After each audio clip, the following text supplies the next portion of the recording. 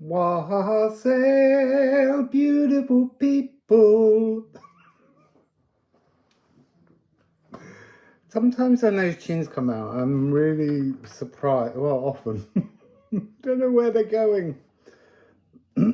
So, before I tell you which sign it is that you've already seen in the title, just want to remind you, press thumbs up. Also, all of my readings are offered free on YouTube. I don't hide any readings behind paywalls.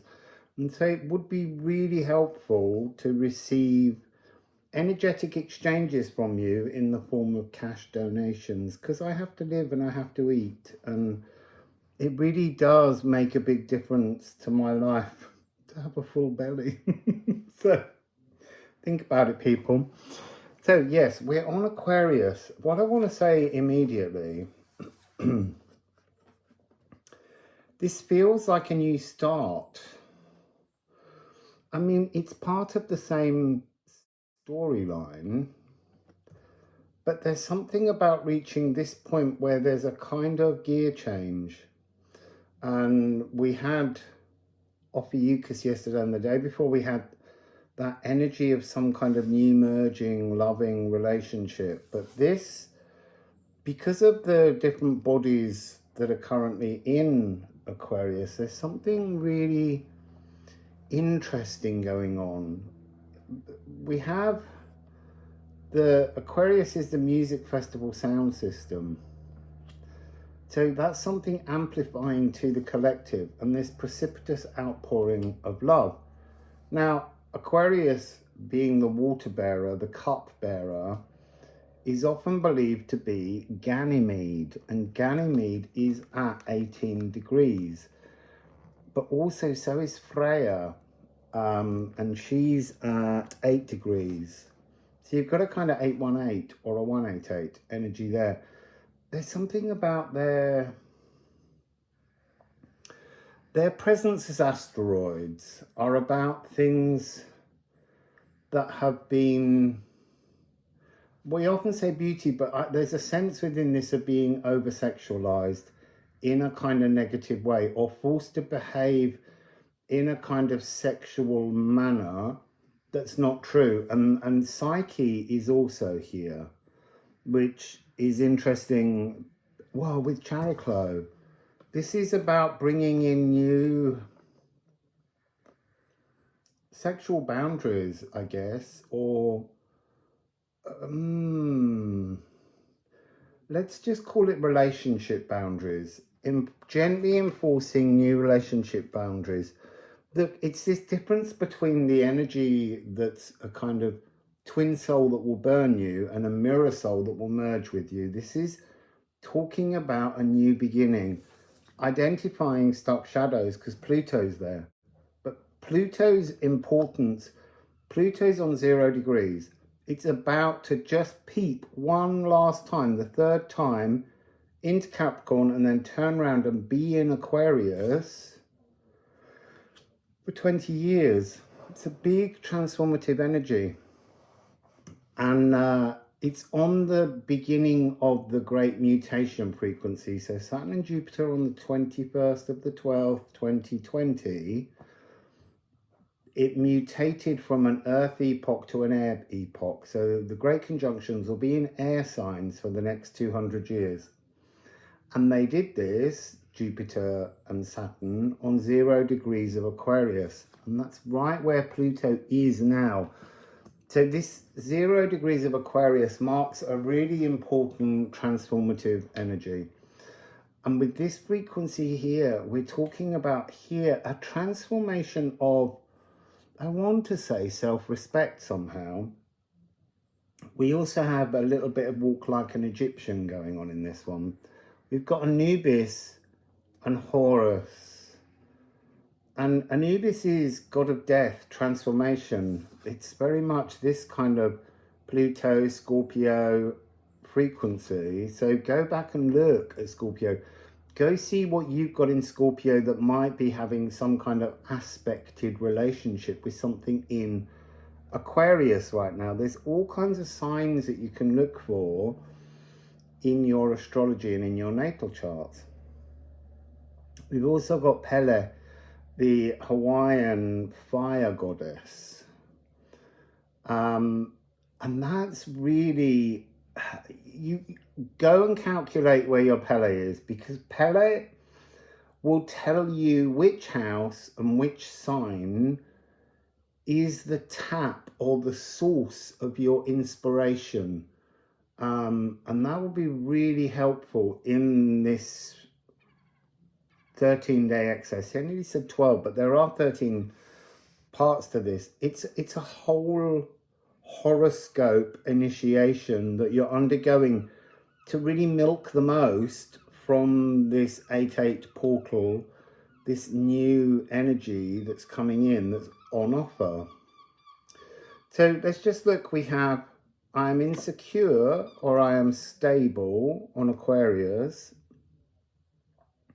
And this really is about amplifying, but also multiplication, nurturing streams of wisdom. So having a new idea and then that multiplying as you work it into your philosophy, it multiplies. Here we have I am commonplace or I am unique. I'm uniquely stable. Maybe that's the first time in your life that you're beginning to feel uniquely stable, and not, I want to say not sexualized or objectified. This is a really strong energy that's coming across from both Freya and Ganymede, because their mythological stories are always about being slightly abused sexually. I don't mean necessarily, I mean the promise of them. You know, Freya's so often put as she's the prize in something, and Ganymede is the handsomest male youth supposedly from Phrygia ever created, who Zeus kidnaps to have an affair with. We don't really know the reactions of these people to being sexually objectified. So there's something of that energy in this. So Pluto, I am buried, and I want to say by your own thoughts, or I am returned. Winter is summer. It's always summer, regardless of the season. Psyche, I am forsaken, I am blessed. Psyche, remember, had a relationship with Eros, and rather weirdly he said, you can't ever look at me. And her sisters tricked her into looking, and then he left, and she searched for him forever until Aphrodite set her 3 tasks, and a whole series of nature spirits and creatures helped her to do these impossible tasks. So in the end, she was deified and became a constellation. And that is self-acceptance of life's choices. But it's also the return of lost love. And I don't mean a lost lover that you've already had an experience with in this life. That's not what we're talking about. And I'm not going to be irresponsible and say to you, if you're in a current relationship, then there's some kind of new energy coming forward. That's not the message here. This is an energy of understanding a new emotional language. Lost love as in understanding the codings of love inside everything and understanding how to read things differently. And the graceful enforcer of boundaries. This is a shamanic awakening. It's really powerful energy, shape-shifting, soothing neural networks. I am stressed or I am soothed. So this energy here really is about, it's almost like the work you've just done in Cancer, and then you've earthed it into the water, fixed it into the water rather, in the Scorpio reading. Then Gemini offers a whole new energy of mirror soul emerging and different understanding of this new landscape of love that you've created. And then here it's about that new, it's the new language being poured by Ganymede, by Aquarius, into your world. So it's a movement forwards, but it is, see, it feels very much like a physical expression beginning. It's like it's pouring down through the air, its emotions, it's coming down to a very dry and barren earth. And it's becoming a very physical presence. So I'm going to put these back into the deck. I want to say also Horus. I didn't talk about that, I don't think. Horus is really the third age in many ways. So we have the age of man, the age of woman, and the age of child. But really, this age of Horus, which is in the Aleister Crowley deck quite a lot. You'll see it on the Judgment card. You'll see masculine, feminine, and child within.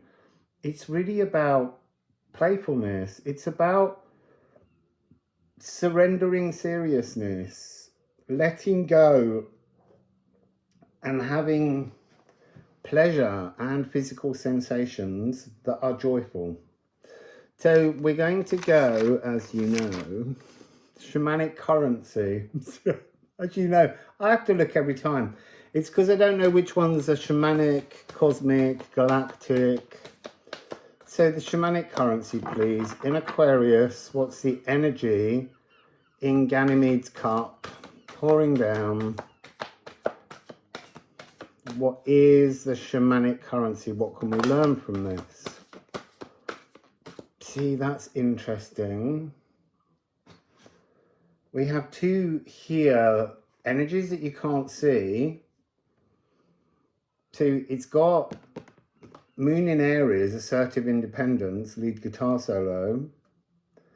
And that's kind of cells, intuition and cells, but also the nervous system from Chariclo, who we just had, but she's returned. It's almost like you can't see some of the boundaries that she's asserting. And then the main card that you do understand, Dark Moon Lilith. This is such a powerful energy. It's the side of the moon where you are now asserting your independence over the moon and over your emotions. That's what you've created that's being poured down. That's the availability here. I am cautious or I am daring.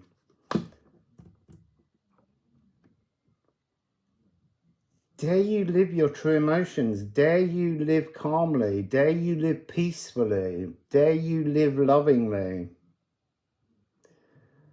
Dare you? Graceful enforcer of boundaries. This is an opening chord. This is what I meant. There's something here that's representing a new start. It's not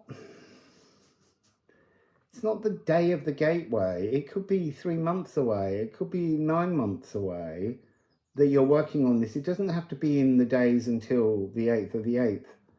Things don't work like that. They all work in their own speeds depending on your pathway and your cycle. But this opening chord, her rhythms call to your inner shaman. It's like your inner shaman is being called, but you're not aware of it somehow. You're dealing, first of all, with your own personal independence, but that's calling in this personal shaman frequency. And Dark Moon Lilith is, I am confined or I am liberated, glowing with truth, returning to retune the music of the spheres, adding your soul chord to the galactic symphony. You see, what you have to work with here is hermiting to lick wounds, this idea of being demonized by the society around you, stepping away from things, believing you're poisonous. They're all things that are so very, very easy to do. This is a new chord with a new musical freedom. Your frequency becoming truly you because you're allowing this new emotional landscape. Seems to be the key all around this is this emotional landscape. So what is the cosmic balance sheet? What is the cosmic balance sheet right now? It's gloriously warm in this sunshine. What is the cosmic balance sheet? I think we have two. Ooh, really interesting. So we have Moon in Pisces and Pallas Athena.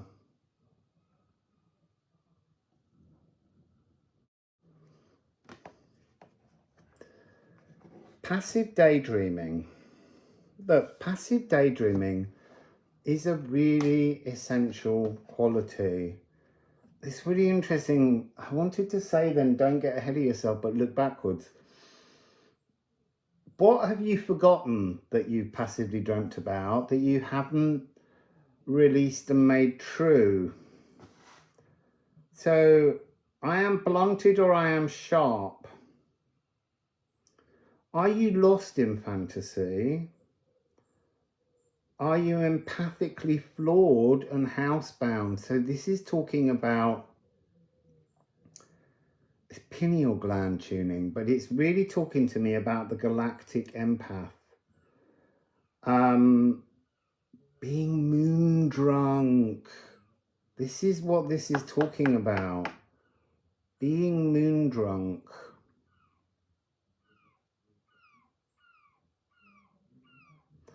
You see, that's when, you see, I often talk about being sea drunk when I've been in the sea, and that's a similar thing, emotionally overwhelmed and drunk because the sea's pulled energies out. But as I've found the way to work with the stable peace of Dark Moon Lilith, when I go in the sea now, I don't come out drunk. So there's something about this that's an emotional drunkenness, a fantasy, drunk in a fantasy. The solo is seeking accompaniment, and yet you can't find an accompanist because no one's understanding your piano improvisation. It's almost like the language that you're emotionally outpouring isn't working for people. Look, solitude strengthens the soul. It's a really important energy. It is that hermiting energy that's necessary to discover our own inner frequency, our truth. But at some point we have to come back out again. You see, it says spaced out, but I'm immediately seeing going out, back out into space. I mean, into the physical world from an inner landscape. So transforming, wearing these new emotions and moving forwards. Pallas Athena is cosmic consciousness.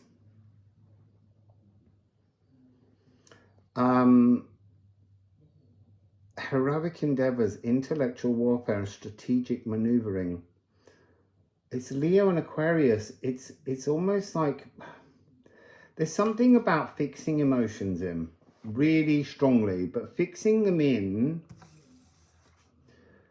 between the dark side of the moon and the sun of Leo. There's something here, and that energy of Cancer with the moon earlier in the readings that you all need to go back and look at. It's all about the space between the dark side of the moon and the sun. That was a message that was coming up really strongly. It's almost like, I want to say that this portal is the back door. It's not the front door. It's the door that behind the moon, facing the sun. It's not, this door is not facing the earth somehow. That's really interesting.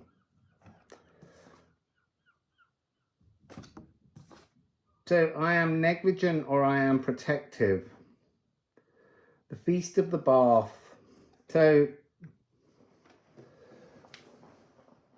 the Feast of the Bath is a great emotional cleansing through water. It can be swimming, pond, sea. It can be taking a bath, taking a shower. But you almost need to anoint the experience. You might take some oils, you might take some salt, but you need to be consciously aware in a bathing moment, it being a ritual. That's really what we're talking about here. And that sort of pouring of water, that sort of shower, even going out in the rain, it's about allowing, I want to say, like, all of your emotions are some kind of mist, sort of a Neptunian energy around you, or a kind of smudge smoke. And it just needs to be cleansed off. Chariclo frequency. Again, you can ask Chariclo to inspire you to perfumes, oils. She will recharge crystals in her name to suit your particular needs. This is about reaching out to this new musical freedom that has a new romanticism inside it.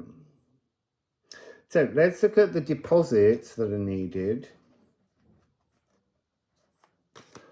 What deposits are needed to access this Aquarian shamanic currency and get the galactic dividends? What are the deposits?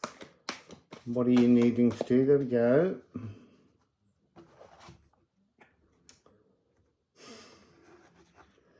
I saw this one first on the back.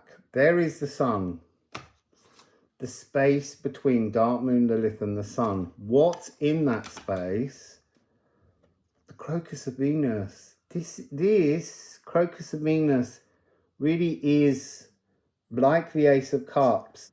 It's this wondrous frequency between the dark side of the moon and the sun, the cosmic lagoon between, and that's where this crocus of Venus, this true palace of reflections, it's the Ace of Cups. It's the cup that Ganymede picks up to action by pouring it. That's what you're doing here. You're being given the chance to bring your consciousness through the sun. So Pallas Athena will bring the consciousness through the sun. This is Ophiuchus, divine snake. It's a connection. It's a bit like guide rinsing that came up earlier.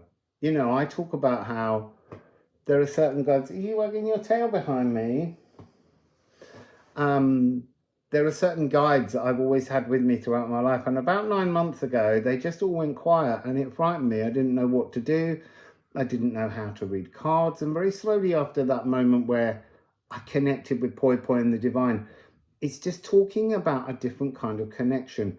We are a divine aspect. That's what's coming through here. You need to wash yourself in the divine waters now. You know, you can still have your guides. There's nothing wrong with them, but there will come a point where you will grow up. So this kind of spiritual nannying stops, because what your guides want is for you to recognize your own divinity and your own intuition connected to pure source. And that's really what this is. This is like diving in to the cup of source, all the inspiration, and just swimming and bathing in that beautiful ritual of cleansing all that was unnecessary, the absence of nonsense. That's what they want. And it's not, I'm not trying to say that when someone tells you what your guides want, your guides are there to inspire, but your guides can't make you do something. You make yourself do something. You choose. They know what is the best thing for you to choose. Oh, you see, look. Now they've just gone, just look at the numerology, nudge, nudge, wink, wink. Oh, and that as well. So, 1444. You might want to look that up as an angel number, but it's a really profoundly powerful number. 3993. Here's a mirror. If you can passively dream it, you can pick it up out of the cup. You can go into that divine cosmic wealth and bring anything out if you can passively dream it. If you can't dream it, it's not going to be in there for you because you haven't charged the incoming emotional, spiritual, divine frequencies. You haven't invented them to that extent. So that's really important. But also in between this, 396393. Just take that in for a minute. That's the Nikola Tesla code on steroids. So 39, that talks about the inner thoughts that you project into the divine. The divine is kind of pulling, it's listening to all of your divine imaginings. And then 6-3 is the energy of the inner and outer electron frequency that holds you in a timeline. 9-3, divine again, bringing that in. They're transforming your current physical existence is being transformed with a new emotional landscape. So let's just end this before it gets too long. We need to look at the galactic dividends available in Aquarius. What are the galactic dividends?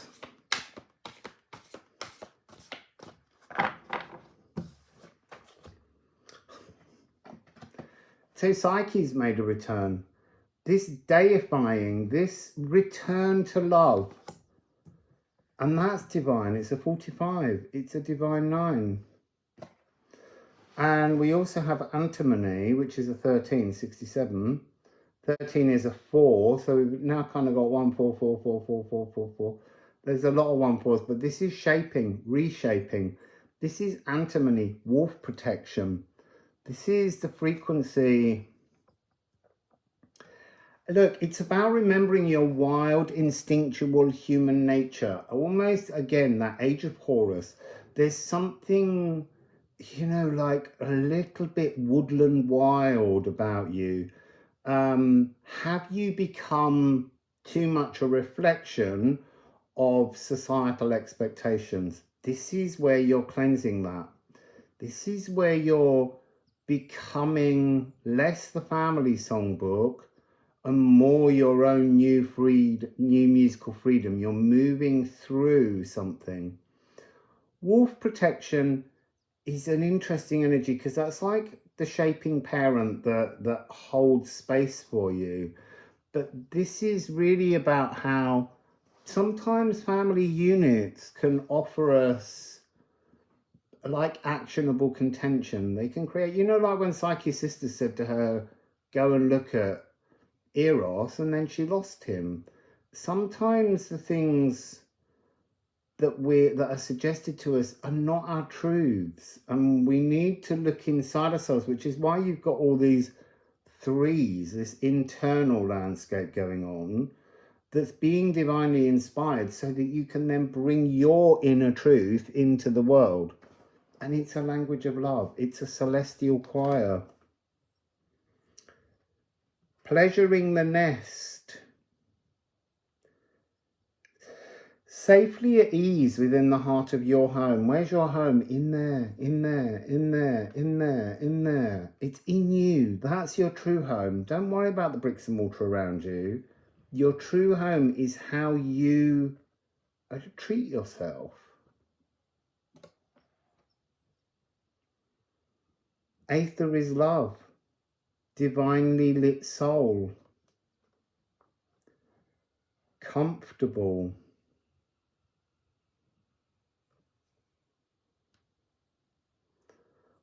Saluting immortality. That's something which comes with this connection to the divine. When you know truly that you are divine, then you're connecting and remembering your immortality, and you know you have something else after the mortality of this earth life.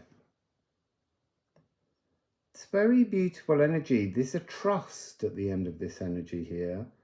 There's a knowing. There's an energy that you can fix in divine emotions. That's really what this Ganymede frequency that's pouring out is suggesting here. So that's your reading. Excited to know which one's coming tomorrow. So wassail, beautiful people.